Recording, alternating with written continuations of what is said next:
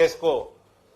MLC ఎన్నికలల్లో Nizamabad జిల్లాల భారతీయ జనతా పార్టీకి 85% పైన ఓట్లు పడ్డాయి. 85% పైన ఓట్లు పడ్డాయి. ఈ ముసలాన్ని నమ్ముకున్నావు అనుకో పీక్తావు ఆయనత.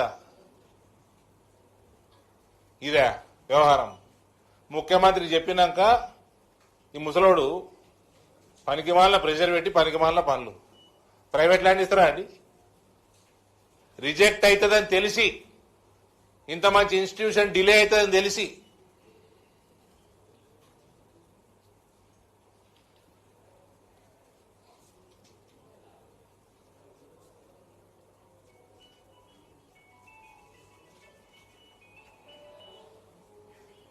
మర్యాదకి అంకులన్న రోజులు అంకులన్నాం,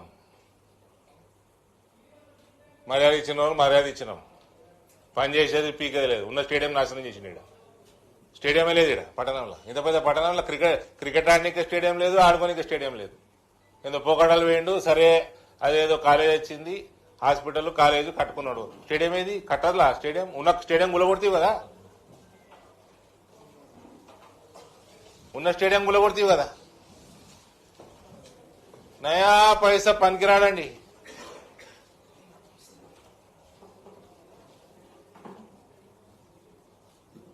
ఆఫీసర్లు చెప్పంగా, సార్ ఇది మనం ప్రపోజ్ చెయ్యలేము, ఏంగా చేసుకోపోరు, ఏమైతే రిజెక్ట్ అయితే కానీ చూద్దాం, మళ్ళీ చూద్దాం. పని చెయ్యరు, పని కానియరు, చేసేటోని చేయరు, చేయనియరు.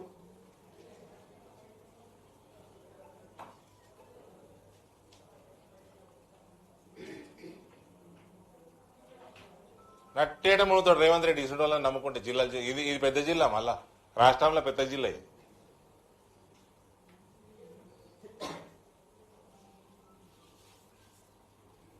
సమాజానికి చీడపురుగులండి ఇల్లు.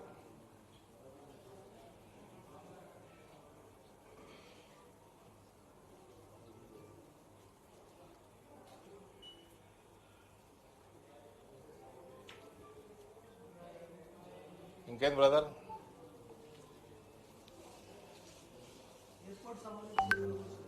ఎయిర్పోర్టు నేను ఇప్పుడు ఈ బోధనైన సంగతి సరే, నిజామాబాద్ రూరల్ ఎమ్మెల్యే ఉన్నాడు. నీకు మాట్లాడి నేను తెచ్చి పెడితే కదా జకరాన్పల్లిలో ఇంత మంచి ఇన్స్టిట్యూషన్ సెంట్రల్ గవర్నమెంట్. మీ మీ మీ ముఖ్యమంత్రి నిన్న ఇండియా అదేం ఛానల్ ఇండియా టుడే కాన్క్లేవ్లా నేను జర బయట సపోర్ట్ చేద్దని చెప్పు 3.5 లక్షలు కోట్ల అప్పు ఉన్నది అనుకున్నా.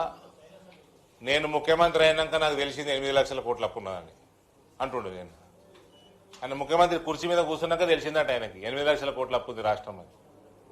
అంటే వాళ్ళు రాజ్దీప్ సర్దేశాయి ఇంకొక లేడీ ఇద్దరు కలిసి చేస్తున్నారు, సీనియర్ జర్నలిస్టులు. అంటే ఇప్పుడు మీరు చేసిన ప్రామిసుల సంగతి ఏంది అంటే నాకు తెలియదు ఇంత అప్పు ఉన్నది అంటుండే. మాది ఆమ్దాని 18,500 కోట్లు సంవత్సరానికి, 6,500 కోట్లు జీతాలు, 6,500 కోట్లు ఆల్రెడీ ఉన్న అప్పులకి ఈఎంఐ ఇంట్రెస్ట్ ఇన్స్టాల్మెంటు 13,000 కోట్లు పోయినాయి. నేను మొత్తం రాష్ట్రాన్ని 5,500 కోట్లలో నడపాలి అని చెప్పిండు. అది ఓకే రేవంత్ రెడ్డి గారు, మీరు చేసిన వాగ్దానాలు ఏంది అన్నాడు. అంటే సపోర్ట్ లేదు. అంటే తెలంగాణ సమాజానికి రేవంత్ రెడ్డి చెప్పకనే ఏమి కూడా ఫుల్ఫిల్ చేయము అని చెప్పేసి నిన్న. నాకు తెలియదు ఇన్ని అప్పులు ఉన్నాయని. మనకు తెలియకుండా ఎందుకు చేసిన వాగ్దానాలు? ఫస్ట్ అది. రెండోది గిసుంటోళ్ళ చేతుల మీద గింత పెద్ద పెద్ద జిల్లాలు పెడితేవంటే కథమిగ.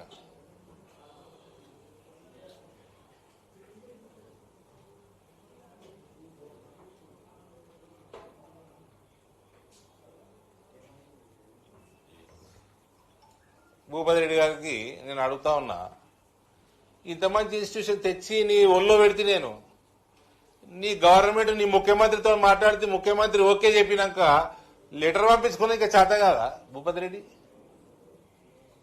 ఏం భాయ్ సాబ్? Central government airports civil aviation నేను రామ్మోహన్ నాయుడు తోటి నేను 10 సార్లు మాట్లాడినా. ఓఎల్ఎస్ సర్వే చేసి పంపమని అన్నా. ఇమీడియట్ గా పనులు స్టార్ట్ చేద్దాము. నేను ఈ విషయం మీద 3 నెలల కింద హైదరాబాద్ పార్టీ ఆఫీసులో మీడియాతో మాట్లాడినా. ఏం స్ట్రక్చర్స్ ఉండొద్దు, ఎయిర్పోర్ట్ క్లియర్ ఉండాలి, మరీ పెద్ద వృక్షాలు స్ట్రక్చర్స్ ఏమి ఉండొద్దు, ఏమైనా ఉంటే తీసేసి సర్వే రిపోర్ట్ పంపిస్తే అయిపోయి. ఎమ్మెల్యే ఏం చేస్తుండండి? 2 పెద్ద ప్రాజెక్టులు, ప్రెస్టీజియస్ ప్రాజెక్టులు.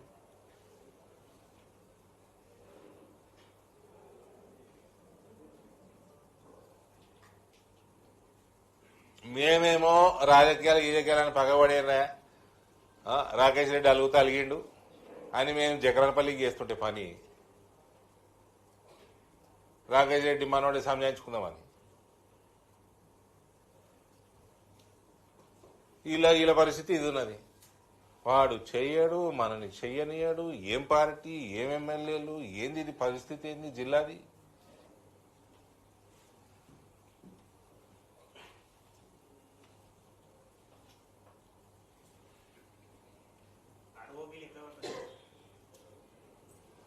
ఆరోగ్యలు 6 రెడీ ఉన్నాయి.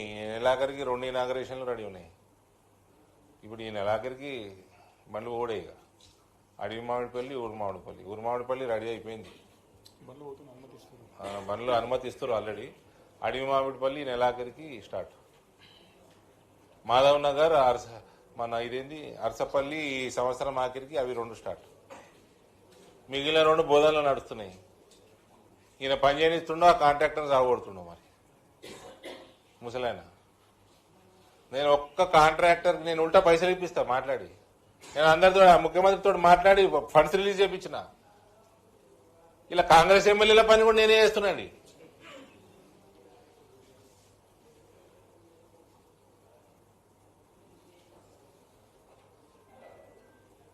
సుమారు 30-40 కోట్లు మాధవ్ నగర్, అరసపల్లి ప్లస్ అడవి మామిడిపల్లి అన్ని కలిపి 30 crores చెప్పంగానే ముఖ్యమంత్రి గారు రిలీజ్ చేసిండండి. ఈ ల్యాండ్ క్లియర్ చేసిండు. ఈ పోగడ అవుతుండే వచ్చి లెటర్ నిన్న లెటర్ ఏది బాబు, లెటరు సీఎం లెటర్ రాసిన బాగానే గుర్తు చేసి ఇప్పుడు మీ గ్రూప్లో పెట్టేస్తాను. సీఎం లెటర్ రాసిన నిన్న. అంత మంచి ఇన్స్ట్రక్షన్ ఇస్తేవి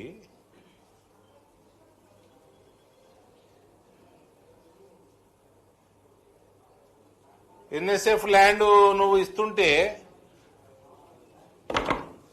షుగర్ ఫ్యాక్టరీ తెరవాలన్నట్టే కదా. అసలు విషయానికి వద్దాం. ఇప్పుడు